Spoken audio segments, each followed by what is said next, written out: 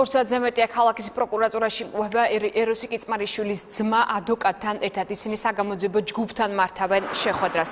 ზურაბ კიწმარიშვილმა შეხვედრამდე განაცხადა, რომ საგამოძიებო მოქმედებები მიმდინარეობს ინტენსიურად, მაგრამ მისი განცხადებით ეფექტი არ არის ისეთი, როგორი მოლოდინიც არსებობდა. მისი თქმით, ახალ გარემოებებთან დაკავშირებით გამოძიებამ ამომწურავი ინფორმაცია უნდა მოიპოვოს. ინტენსივობა მათი მუშაობისა